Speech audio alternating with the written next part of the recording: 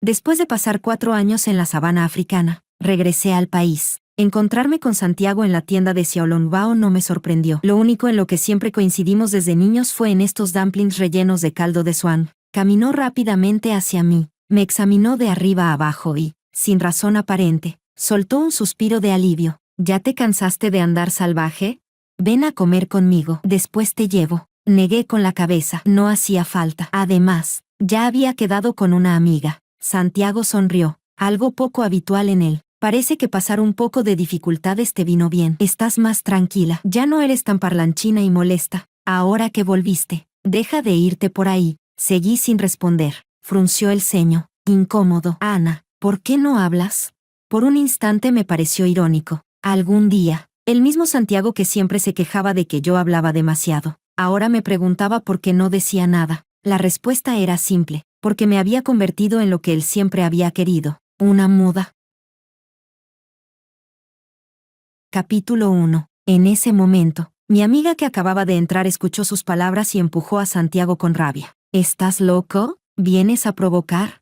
En los ojos de Gloria, pedirle a una muda que hablara era exactamente eso, provocación. Santiago retrocedió un paso. El dorso de su mano chocó con un cuenco de sopa caliente que un cliente llevaba, y al instante una mancha roja intensa apareció en su piel. Apretó los labios. Conocía esa expresión. Era la señal de que estaba a punto de enfurecerse. Empujé suavemente a Gloria detrás de mí y me acerqué para revisar la herida. Era bastante grave. Lo siento. Ella no lo hizo a propósito. Escribí rápido en el teléfono y se lo mostré. Me disculpo en su nombre. No te enfades con ella. Ya no era una señorita rica. En la vida, cuando hace falta bajar la cabeza, no pasa nada por hacerlo. El asistente de Santiago corrió a su lado, intentando llevarlo al hospital, pero Santiago no se movió. Me miró fijamente. Ana, habla. Si vas a disculparte, hazlo en voz alta. 4 años en África y olvidaste la educación.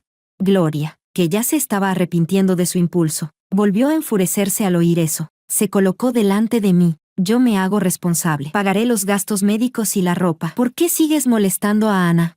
Santiago frunció el ceño. Pedirle que abra la boca y diga una frase. ¿Eso es molestar? ¿No es lo que más le gustaba hacer? Los ojos de Gloria se abrieron, lista para gritar. Le tapé la boca enseguida y le hice señas. Es alguien que conocí antes. No sabe que ya no puedo hablar. Después de leer mis señas, Gloria guardó silencio y dio un paso atrás. Santiago sonrió con ironía. Ya que nos separamos, no necesitas seguir las reglas que te impuse. Si quieres decir algo, dilo directamente. No hace falta pensarlo una y otra vez. Capítulo 2. Bajé la mirada y esbocé una sonrisa leve. Él pensaba que yo todavía seguía aquella regla absurda. La regla que me permitía hablarle solo una vez por hora. La misma regla que terminó por dejarme sin voz. No podía culparlo por su seguridad. Antes, casi valoraba cada oportunidad de hablarle como si me fuera la vida en ello. Lo amaba. Todos los días tenía incontables cosas que quería compartir, pero siempre dudaba. Pensaba una y otra vez. Escogía la frase más importante antes de atreverme a abrir la boca. Ahora, la cadena que me había atado durante años, él mismo la había quitado, y yo solo podía celebrarlo con silencio. Capítulo 3. Perdí la voz hace 4 años. Prácticamente soy muda. No es que no quiera hablar. Ya lo expliqué. ¿Puedo irme ahora? Santiago miró la pantalla de mi teléfono durante largo rato antes de apartar la vista. Cuando volvió a hablar, su voz estaba inexplicablemente ronca. ¿Qué significa eso? ¿Por qué perdiste la voz? Tú, que eras la que más hablaba sin parar. ¿Cómo es posible que te quedaras muda?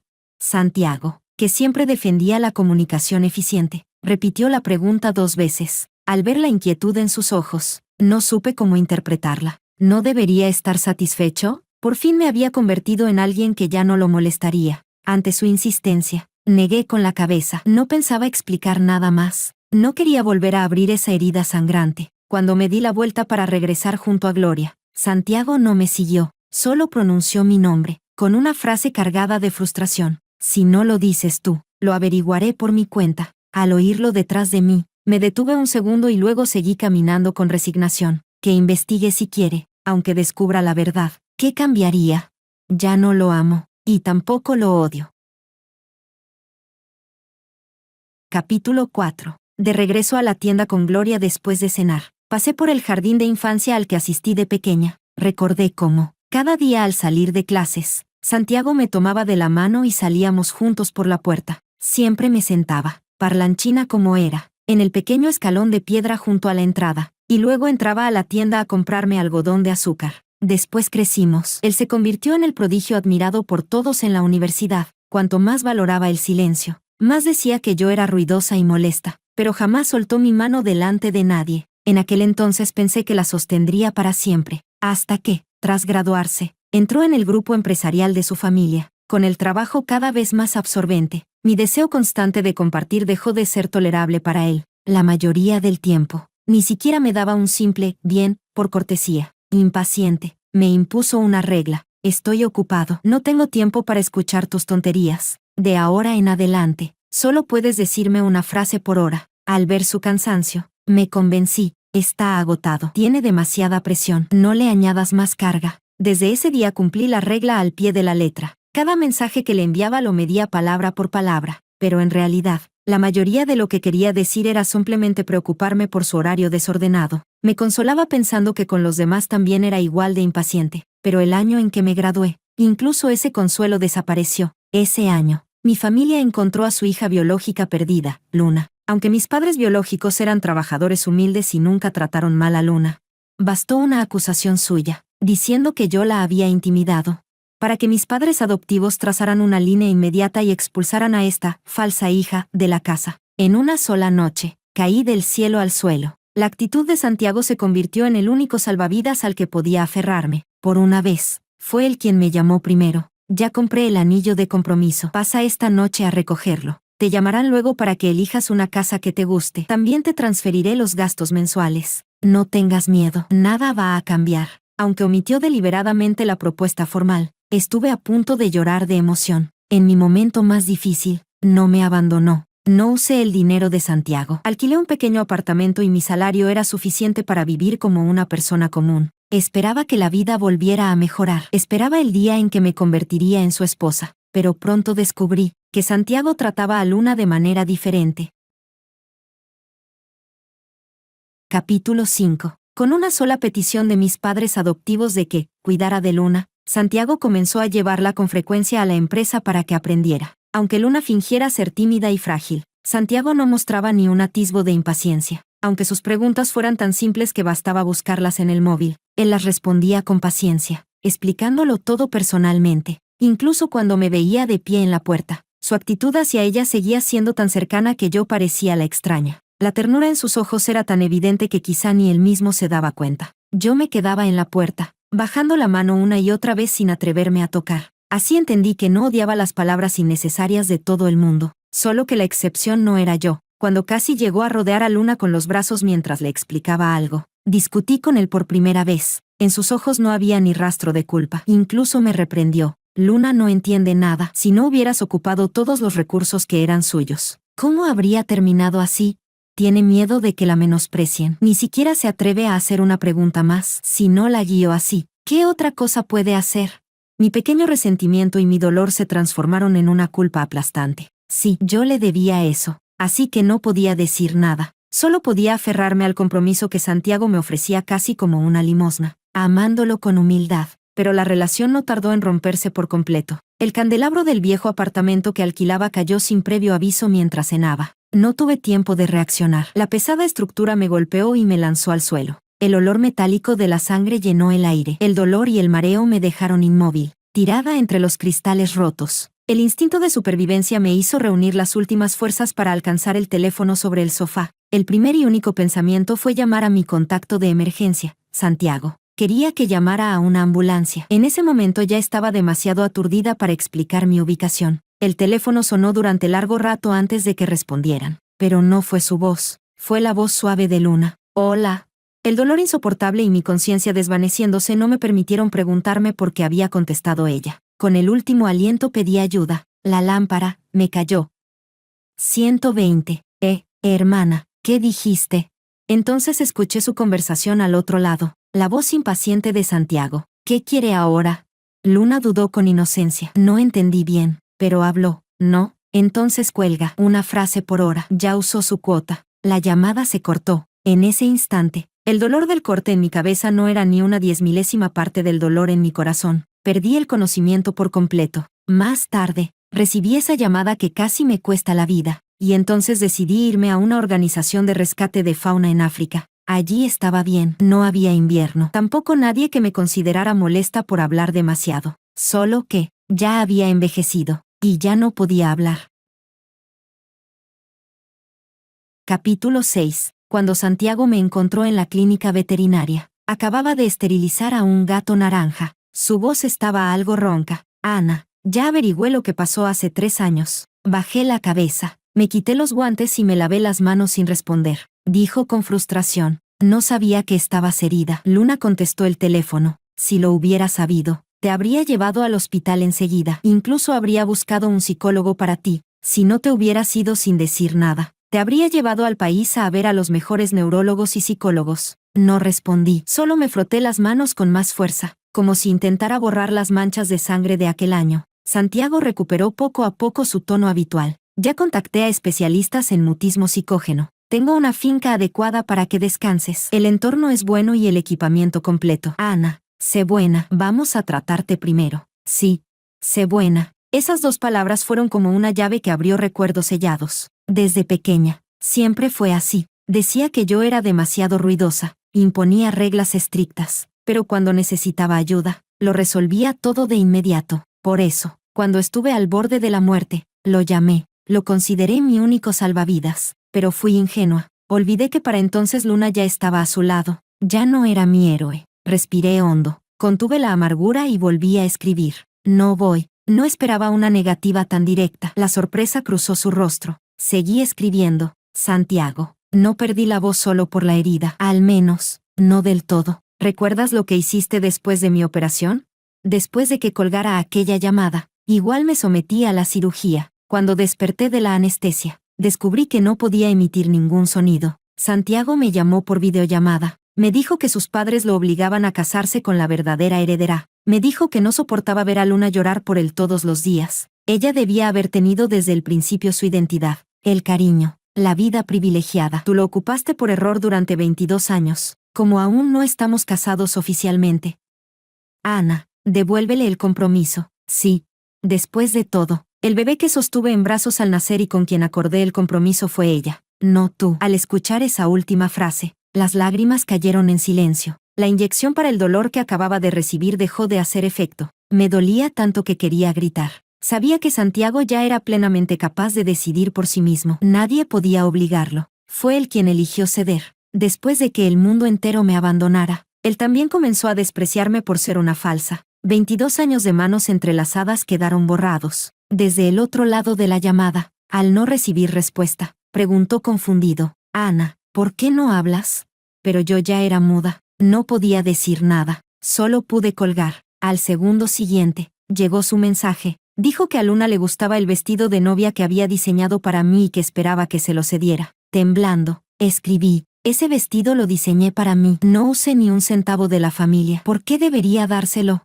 Cuando se trataba de Luna, Santiago siempre respondía rápido. Si no hubieras ocupado su lugar como heredera, no habrías tenido la oportunidad de estudiar diseño con maestros famosos. Reí hasta que las lágrimas cayeron. ¿Por qué no me pedía también que le devolviera mi vida? Después de un largo silencio, escribí, está bien, lo enviaré. Capítulo 7. Le pedí a un amigo que llevara el vestido de novia al hospital. Tomé unas tijeras con mis propias manos, corte, y destrocé la seda blanca que había cargado con toda mi juventud, mi amor y mis ilusiones. Después metí los pedazos en una caja y se los envié a Santiago. Al escuchar esto, el rostro de Santiago se volvió pálido. Lo siento, Ana. Sus manos, colgando a los lados, se apretaron ligeramente. Sus ojos estaban inyectados en sangre. Lo siento. Cuando veía a Luna, me sentía culpable. Se suponía que debía crecer siendo protegida por mí. Pensé que tenía la obligación de compensarla, incluso con el papel de esposo. Se cubrió la frente con dolor, pero me equivoqué. El matrimonio no es una compensación. Luna no es adecuada para mí. Solo después de casarme con ella entendí realmente cómo es. En esta vida, uno debe estar con alguien que esté en la misma frecuencia. Al decir eso, su mirada se posó en mí con intención. No le di importancia, solo asentí, pensativa. ¿La misma frecuencia? Pensé en mi esposo, Luis, un parlanchín capaz de hablar con un perro toda una tarde. Habla sin parar. Aunque yo sea muda, nunca nos faltan temas. Con él, Por primera vez me sentí completamente aceptada y valorada. Entendí que amar no es solo escuchar palabras bonitas. Es poder escuchar las tonterías del otro todos los días. Pensar en Luis me hizo sonreír sin darme cuenta. Los ojos apagados de Santiago se encendieron de repente. Su tono se volvió urgente y esperanzado. Ana, si es así, entonces, ¿podemos volver a...? La puerta de la clínica se abrió de golpe. Luis entró abrazando con fuerza a un husky adulto cubierto de barro, jadeando emocionado. Esposa, mira el tesoro que encontré. Las palabras de Santiago quedaron cortadas. Su rostro se oscureció. Esposa. Luis asintió naturalmente. La doctora Ana es mi esposa. ¿Eres un cliente nuevo? Este es un negocio familiar. Sin darle importancia, se agachó para atar al perro. Esposa, mira si este tontito tiene counting problems besides starving. Voy a cambiarme. Me dejó lleno de barro. Antes de terminar, Santiago habló con voz fría. Ana, ¿así es como te rebajas? ¿Con un hombre tan común? La sonrisa desapareció del rostro de Luis. Se levantó y miró a Santiago con furia. ¿Y tú quién eres para hablar así? Santiago lo ignoró por completo y me miró fijamente. Investigué. El propietario legal de esta clínica es un hombre. Es él, ¿verdad? Si quieres un hospital veterinario, puedo abrirte 10. Rompe con él ahora mismo. Alguien como él no es digno de estar a tu lado. Luis se puso rojo de ira y señaló la puerta. Ah, así que eres el famoso ex, tal como dicen los rumores. Sin vergüenza. ¿Vienes a robar esposa ajena y encima te crees con derecho? ¿Crees que estoy muerto? Lárgate. Saqué el teléfono y escribí rápido. ¿Investigaste tanto? ¿No revisaste mi estado civil? El rostro de Santiago cambió al instante. ¿Estado civil? Luis me rodeó orgulloso con el brazo. ¿Crees que, esposa, se dice porque sí? Ana y yo nos casamos hace 3 años. Somos matrimonio legal. ¿Lo entiendes? Capítulo 8. Santiago retrocedió medio paso como si lo hubieran golpeado. ¿Te casaste? ¿Por qué la familia no lo sabe? ¿Por qué no me lo dijiste? Aunque me odies, no deberías haberte casado con cualquiera solo por despecho. Luis respondió de inmediato. Anda ya, después de dejar a mi esposa sin voz, ¿todavía crees que se casó solo para fastidiarte? ¿No tienes espejo en casa? Santiago ni siquiera miró a Luis. Sus ojos seguían clavados en mí. Aunque no tenga derecho como exnovio. Fui el hermano que creció contigo. Ana, ¿ni siquiera podías avisarme? No pude evitar soltar una risa fría. Luis lo entendió al instante y habló por mí. Señor Santiago, la amiga de la infancia que usted reconoce ahora es su esposa legal, no mi mujer. No le ponga etiquetas a mi esposa. No vaya a hacer que luego su señora se ponga a llorar diciendo que la mía le robó a su hermano de la infancia, y venga usted otra vez a culparla. Cada vez que Luis decía, mi esposa, los puños de Santiago se cerraban más, temiendo que la situación se descontrolara. Apreté la mano de Luis, pero él añadió una última frase. Los estándares de mi esposa no son altos, pero un hombre que cuelga su llamada de emergencia está por debajo del mínimo. Aquello tocó la fibra sensible de Santiago. Finalmente gritó fuera de sí, cállate. Era la primera vez que lo veía perder el control así. Me puse instintivamente delante de Luis, y el husky empezó a ladrar con ferocidad. Saqué el teléfono y escribí rápido, mostrándole la pantalla. La regla que tú impusiste fue una frase por hora. Él aprendió lengua de señas para entender cada una de mis tonterías, aunque señe despacio. Sonríe y conversa conmigo toda la tarde. Santiago, lo tuyo era caridad, lo suyo es respeto. Nunca estarás a su altura. Santiago leyó palabra por palabra. La ira en sus ojos se convirtió poco a poco en dolor. Finalmente, su mirada cayó sobre nuestras manos entrelazadas, y se marchó, abatido. Cuando la puerta se cerró, solté un suspiro. Sus ojos rojos de hace un momento parecían capaces de matar. Me asustó de verdad. Con el poder que tiene, es capaz de perder el control. En secundaria, cuando un chico me acosó, lo dejó medio muerto. Luis, en cambio, parecía tranquilo. Tomó mi muñeca, la que Santiago había agarrado, y la revisó. ¿Estás bien, esposa? ¿Ese imbécil te lastimó? Negué con la cabeza. Luego se agachó frente al husky. Amigo perro, gracias por apoyarnos. Esta noche hay ración extra. La seriedad con la que hablaba al perro me hizo sonreír. Al verme sonreír, sus ojos se iluminaron y me abrazó. Esposa, como me defendiste, estabas increíble. No había deseo en ese abrazo. Solo consuelo, solo protección. Tan cálido que me dieron ganas de llorar. Lo abracé fuerte, mis lágrimas silenciosas mojando su chaqueta. La felicidad que quiero es muy sencilla. Y esto es suficiente.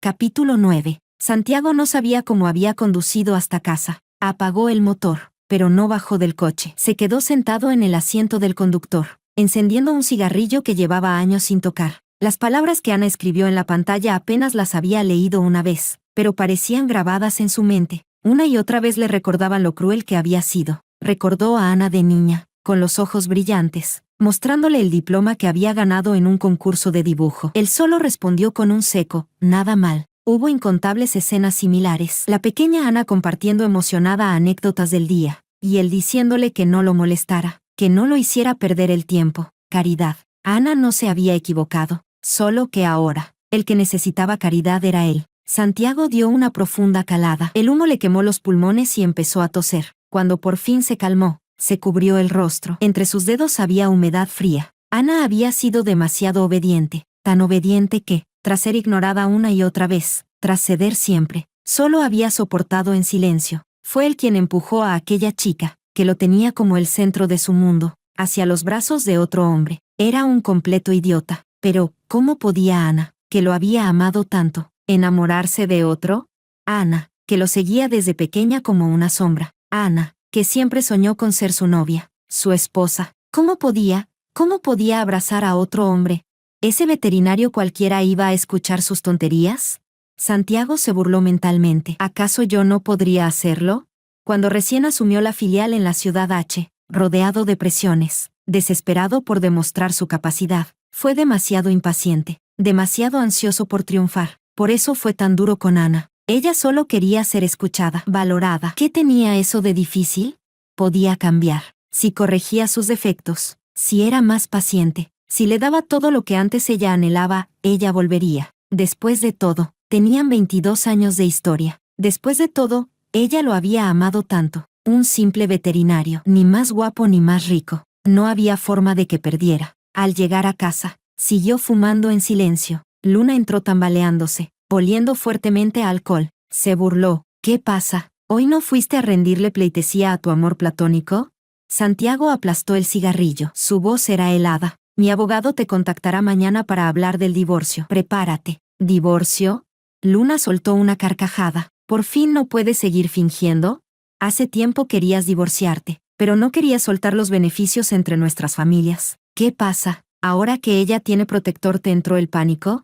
Santiago se levantó, el desprecio evidente. Con o sin Ana, este año me divorcio. Llamadas constantes como estafa telefónica, mensajes a cualquier hora interrumpiendo reuniones importantes, alcohol, juego. Estoy harto. Luna agarró el cenicero de cristal y lo estrelló contra el suelo. Los fragmentos salieron disparados. Sí, no soy tan estudiosa ni tan obediente como Ana. Todos la prefieren. ¿Y qué? Yo gané. Primero mis padres la echaron. Luego tú la abandonaste. Santiago, no creas que no lo sé. Estos 4 años fuiste sin falta a esa tienda de Xiaolongbao del Oeste. ¿Para quién era ese teatro? Se abalanzó sobre él y lo empujó con fuerza. Ahórratelo. ¿Crees que Ana va a preguntar al dueño lo fiel que fuiste? Desde el momento en que decidiste casarte conmigo y humillarla, ella nunca volverá por ti. Todos dicen que Ana era tu simp. Yo digo que el simp eres tú. El que no consiguió lo que quería eres tú. El pobre que solo sabe hacerse la víctima. Basta, cállate. Santiago volcó la mesa de centro frente a ella. Capítulo 10. Las palabras de Luna atravesaron la última capa de autoengaño a la que él aún se aferraba. La mesa volcada la había golpeado y ella aspiró aire con dolor, pero siguió gritando con histeria. Le hiciste cederme el compromiso, le hiciste darme el vestido de novia, le colgaste el teléfono cuando más te necesitaba. Santiago, tú fuiste quien la abandonó con tus propias manos, y ahora finges ser profundo y enamorado. ¿Crees que se divorciará solo porque tú lo pidas? Estás soñando, te lo mereces. Van. Otro jarrón se hizo añicos entre sus alaridos. Santiago miró a la mujer frente a él, fuera de sí, y luego el desastre esparcido por el suelo. Una tristeza helada le recorrió los huesos. Soltó el jarrón que aún sostenía y, arrastrando los pasos, salió por la puerta. Sí, ¿en qué estaba soñando? Aquella Ana que lo seguía a todas partes, que lo tenía como su mundo entero, ya la había perdido, por su propia culpa. Se lo merecía. Estaba cepillando a un Golden Retriever cuando la campanilla de la puerta sonó suavemente. Al levantar la vista, vi a Luna entrar con un perrito en brazos. Ana, hermana, dijo con una sonrisa fingida, escuché que abriste una clínica veterinaria. Vine a apoyar el negocio. Hice un gesto para que mi asistente la atendiera y me retiré a ordenar el armario de medicamentos. No tenía intención de enredarme con ella. Luna se sentó en la zona de espera y me observó con mala intención. Cuando terminó el servicio de estética, exclamó de pronto: mi broche desapareció. Fue un regalo de cumpleaños de mi esposo. Es una pieza única subastada por 5 millones. La cifra atrajo inmediatamente la atención de los demás clientes. El personal y yo comenzamos a buscar de inmediato. Tras no encontrar nada, Luna dirigió la mirada hacia mí. Ana, aquí solo estábamos unos pocos. Ese broche es carísimo. Sé que estabas acostumbrada a tu vida anterior, pero tampoco puedes. 4 años y no había cambiado nada. Mi rostro permaneció impasible. Llamé a la policía para reportar el incidente y revisé las cámaras de seguridad. Las imágenes mostraban claramente que desde su entrada hasta su denuncia, yo había permanecido junto al armario de medicamentos, sin acercarme a su zona. Mi asistente tampoco mostraba comportamiento sospechoso, aunque no se veía el destino final del broche. Era suficiente para probar mi inocencia. Escribí en mi teléfono y reproduje el mensaje en voz alta. Aquí tratamos animales, no trastornos psicológicos. Si sufre paranoia, le recomiendo un hospital especializado. El rostro de Luna se puso rojo al instante. En ese momento, la puerta se abrió de golpe y Santiago entró apresurado. Evidentemente alguien lo había avisado. Al verlo, Luna perdió el control y levantó la mano furiosa para abofetearme. Capítulo 11. Estaba a punto de levantar el brazo para bloquearla cuando una figura cálida se interpuso frente a mí. Luis había salido del quirófano sin que me diera cuenta. Sujetó con firmeza la muñeca de Luna. La mano que Santiago había extendido quedó suspendida en el aire. Con el rostro oscuro, desvió su ira hacia Luna. ¿No has hecho ya suficiente el ridículo? Vámonos. Luna perdió completamente el control. Me señaló y gritó: ¿ridículo? Ella es la amante. Desde que volvió, estás como poseído. Ahora quieres divorciarte por ella. Ana, lo sedujiste otra vez, ¿verdad? Me robaste 20 años de vida. ¿No fue suficiente? Ahora también quieres robarme el matrimonio.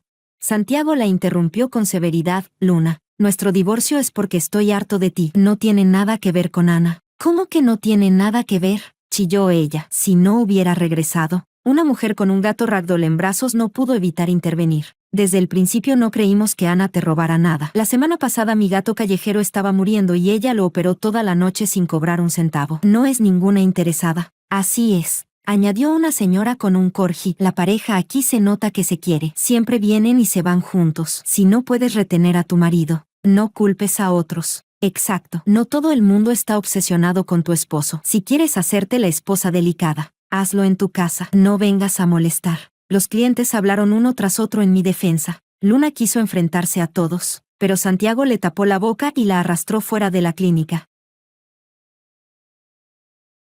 Capítulo 12. El divorcio de Santiago y Luna terminó convirtiéndose en un escándalo nacional. Luna, que había ganado cierta fama como influencer presumiendo riqueza, comenzó a acusarlo públicamente de violencia emocional y a señalarme como la tercera en discordia. El equipo de relaciones públicas de la familia de Santiago trabajó día y noche para borrar tendencias, pero lo que se difunde en Internet rara vez desaparece por completo. Las dos familias rompieron relaciones y comenzaron a atacarse sin piedad. Las acciones de la empresa de Santiago fluctuaron violentamente. Incluso si perdían, estaban decididos a cortar vínculos con Luna. Mientras tanto, fuera del torbellino, Luis y yo vivíamos en calma. Al principio intentaron desenterrar escándalos sobre mí como la amante, pero cuanto más investigaban, más claro quedaba que Luna había sido quien se interpuso primero. Lo único que encontraron fueron fotos nuestras rescatando animales en la sabana africana y ahora ayudando a animales abandonados en nuestra clínica. Inesperadamente, nos convertimos en los mayores beneficiados del drama. Recibimos elogios masivos en Internet y el negocio mejoró. Cuando todo empezó a calmarse, Santiago volvió a la clínica, con el cansancio marcado en el rostro.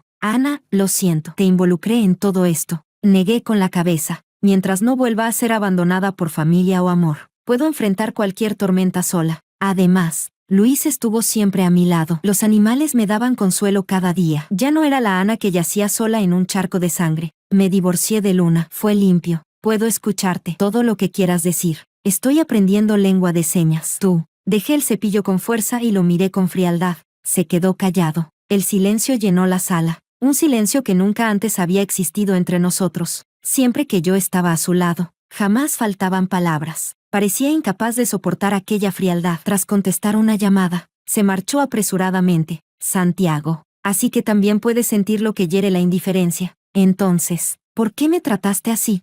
Bajé la mirada y volví a cepillar al perro. Esta tormenta trajo un regalo inesperado. Tras enfrentar el pasado y continuar terapia, recuperé de repente la voz. Al principio pronunciaba extraño, pero a Luis le bastó escuchar una sola sílaba para echarse a llorar de alegría. Capítulo 13. En los 4 años que lo conocía, era la primera vez que veía llorar a este hombre que siempre estaba sonriendo. Luis no pudo decir ni una sola palabra de celebración. Sus labios temblaban mientras las lágrimas no dejaban de caer. Le limpié las lágrimas y traté de consolarlo. A partir de ahora, puedo hablar contigo, Santiago. Ocupado con asuntos de la empresa. Volvió una semana después con regalos en la mano. Antes de que hablara, me aclaré la garganta. Mi voz aún estaba un poco ronca. Santiago, no vuelvas más. Se quedó completamente rígido, mirándome con incredulidad. Sus ojos se enrojecieron al instante. Tú, tragó saliva con dificultad. Ana, puedes hablar otra vez. Es maravilloso. Lo miré con calma y continué. Santiago, deja de hacer cosas tan indignas. Tengo marido. Luis y yo somos personas comunes. No podemos soportar que las familias poderosas jueguen con nosotros una y otra vez. ¿Quieres que vuelva a quedarme sin voz?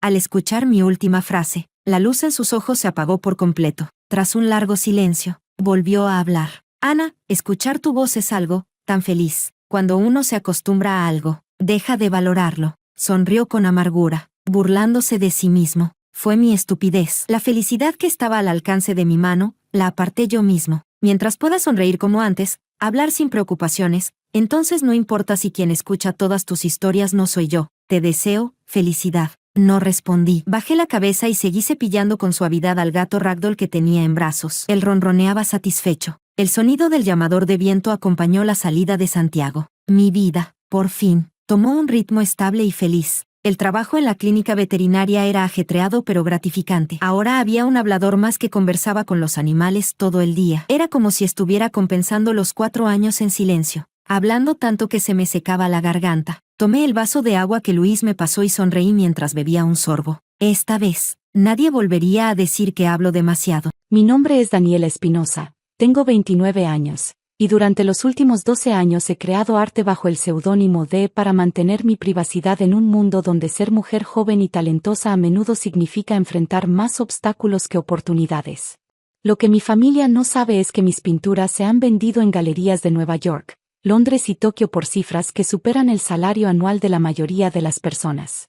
Todo comenzó cuando tenía 17 años y mi primo Alejandro, entonces estudiante de administración de empresas, descubrió que yo pintaba en el ático de la casa de mi abuela.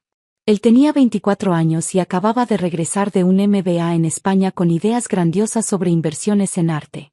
Daniela, me había dicho mientras observaba mis lienzos, tienes talento natural, pero el arte es más que solo pintar. Se trata de networking, mercadeo, de entender el negocio. Si alguna vez quieres ser tomada en serio, necesitarás ayuda profesional. En ese momento, su oferta de representarme pareció genuina. Alejandro tenía contactos en galerías pequeñas, entendía los aspectos comerciales que a mí me abrumaban, y prometía dividir las ganancias equitativamente. Lo que no anticipé era que gradualmente comenzaría a presentarse como el curador artístico de mis obras, luego como el director creativo y finalmente como el artista principal mientras yo me convertía en su asistente talentosa. Durante los primeros años, la arrangement funcionó relativamente bien. Alejandro vendía mis pinturas en galerías medianas por precios decentes, y yo recibía suficiente dinero para concentrarme completamente en mi arte. Pero conforme mis obras comenzaron a atraer atención internacional, noté que Alejandro empezó a tomar más crédito del que habíamos acordado. Para 2018, había desarrollado un estilo distintivo que combinaba técnicas clásicas mexicanas con influencias contemporáneas europeas. Mis pinturas exploraban temas de identidad femenina y resistencia cultural de maneras que resonaban profundamente con coleccionistas internacionales. Pero cuando las revistas de arte escribían reseñas, citaban a Espinosa como el genio detrás de las obras, mientras que D era mencionada como una colaboradora talentosa. El punto de ruptura llegó el año pasado cuando Alejandro anunció que abriría su propia galería en la Roma Norte, el distrito artístico más prestigioso de la Ciudad de México. Es momento de que tengas tu espacio propio, me explicó, pero cuando vi los documentos legales, descubrí que la galería estaría completamente a su nombre, y yo sería listada como artista residente, esencialmente una empleada. Alejandro, le dije durante nuestra reunión en su oficina llena de mis propias pinturas, creo que necesitamos renegociar nuestro acuerdo. Daniela respondió con ese tono paternalista que había desarrollado a lo largo de los años. Entiendo que quieras más reconocimiento, pero el mundo del arte es complicado. Tú eres brillante con el pincel, pero yo manejo la parte comercial. Cada uno tiene su rol. Fue en ese momento que tomé la decisión que cambiaría todo. Durante los últimos 6 meses, había estado trabajando secretamente con Victoria Belmont, una de las coleccionistas más influyentes de Europa, quien había estado rastreando la identidad real detrás de las pinturas firmadas después de verlas en una exposición en París. Victoria había contactado directamente mi cuenta de Instagram artística, que mantenía separada de mi identidad familiar, después de reconocer mi estilo en una publicación. Durante meses, habíamos estado correspondiendo sobre una posible exposición individual en su galería privada de Londres, pero ella insistía en conocer personalmente al artista antes de proceder.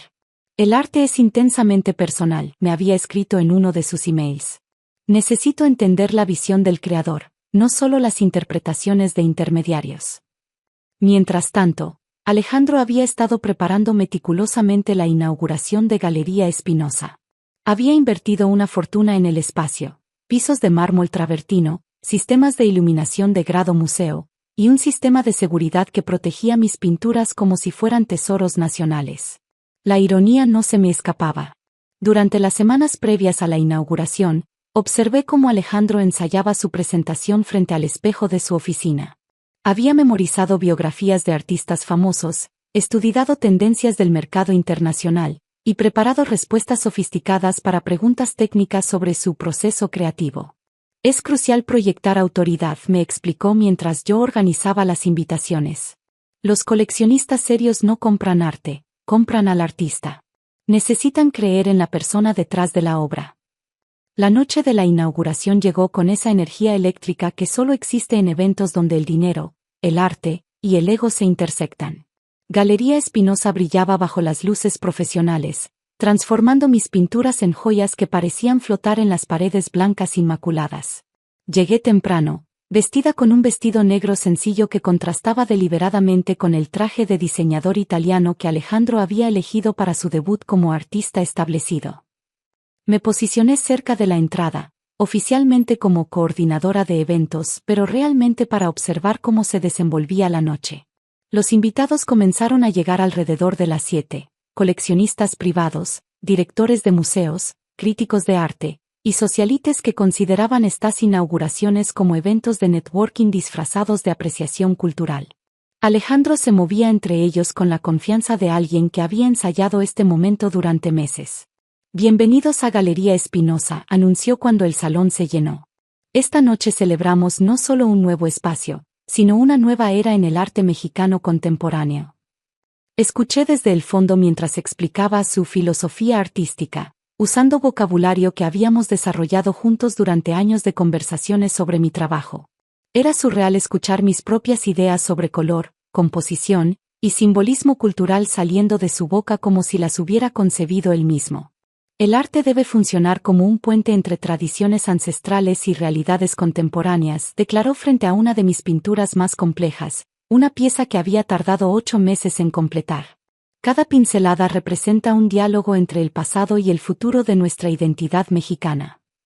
Los murmullos de aprobación llenaron el salón. Varios coleccionistas se acercaron para hacer preguntas más específicas sobre técnicas y materiales, preguntas que Alejandro respondía con información que yo le había proporcionado durante años de trabajar juntos. Victoria Belmont llegó exactamente a las 8, como había confirmado en nuestros mensajes secretos. Era una mujer elegante de unos 50 años, vestida con un traje de Chanel que probablemente costaba más que el coche de Alejandro. Su presencia cambió inmediatamente la dinámica del evento. Las conversaciones se volvieron más intensas, las posturas más erectas. Señor Espinosa, se dirigió directamente a Alejandro, he estado siguiendo su trabajo durante algún tiempo.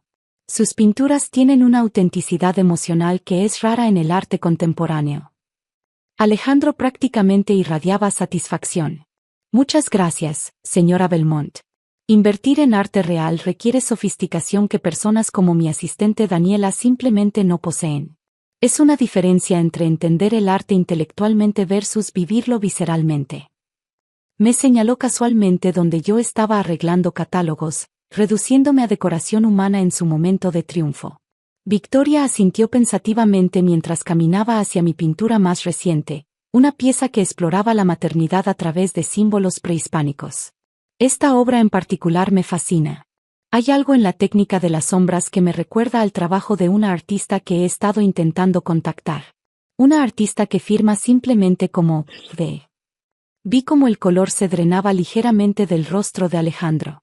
Ah, sí, esa artista. He escuchado el nombre.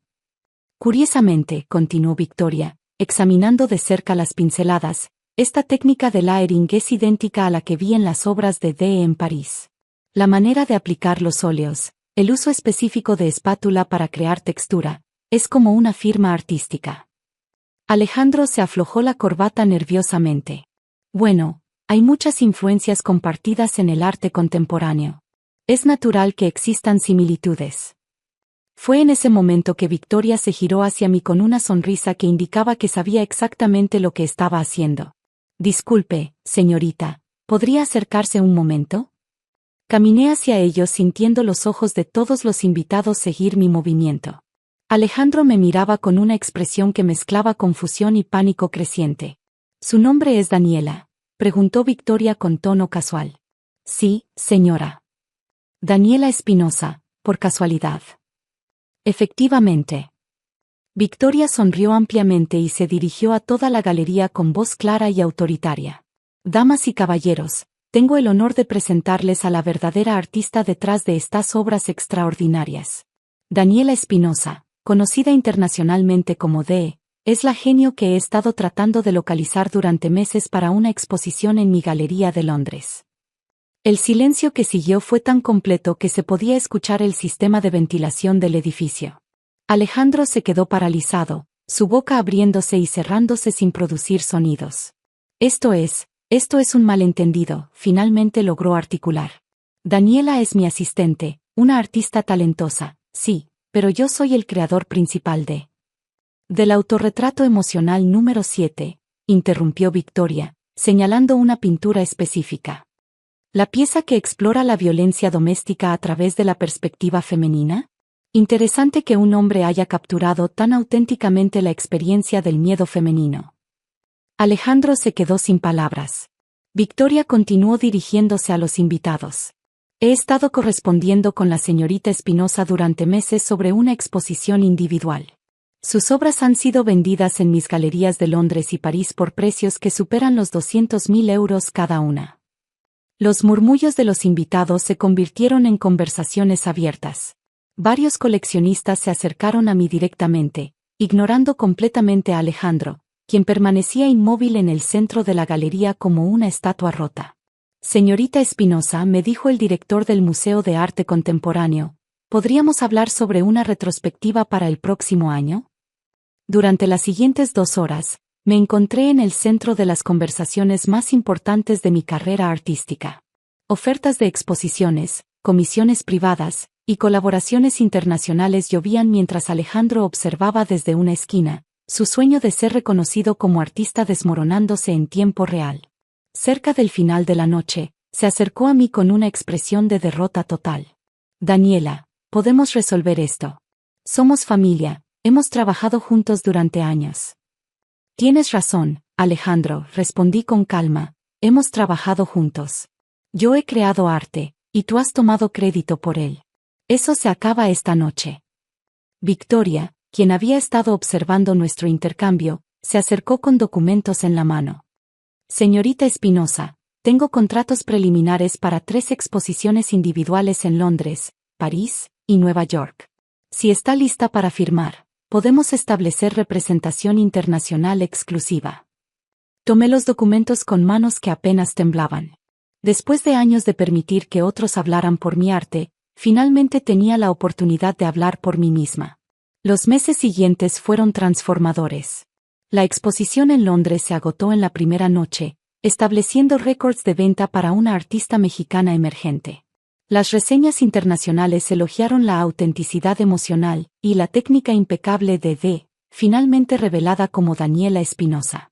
Alejandro intentó continuar operando Galería Espinosa, pero sin mis obras como atractivo principal, el espacio luchó por atraer tanto artistas como coleccionistas. Eventualmente tuvo que vender, irónicamente, a una consortilla de inversionistas que me ofreció la primera opción de compra.